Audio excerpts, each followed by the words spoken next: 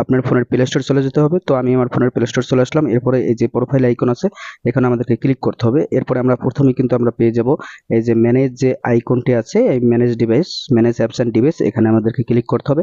Click করার পরে কিন্তু আমরা আবারও পেয়ে যাব ম্যানেজ। এই যে ম্যানেজ নামক যে অপশনটি রয়েছে, এই অপশনের উপরে আমাদেরকে ক্লিক করতে হবে।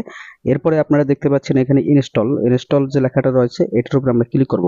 এটার উপর ক্লিক করার পরে কিন্তু নিচের দিকে রয়েছে দেখুন এই যে নট ইনস্টলড, এখানে কিন্তু একটা অপশন রয়েছে। এখানে আমি ক্লিক করব। ক্লিক করার পরে কিন্তু এখানে দেখতে পাবেন যে হাজার হাজার অ্যাপ, অর্থাৎ আপনি এতদিন যাবত যে অ্যাপসগুলো আনইনস্টল করেছেন সেগুলো কিন্তু রয়ে গেছে, অর্থাৎ পুরোপুরিভাবে কিন্তু ডিলিট হয়নি। সো এইগুলো কিন্তু আপনাকে ডিলিট করে দিতে হবে এবং আপনার ফোন দেখবেন যে অনেক এমবি কি হবে, কমে গেছে এবং স্টোর খালি হয়ে গেছে, যার কারণে দেখবেন যে ফোনটা আর হ্যাং করবে না এবং গরম হবে না।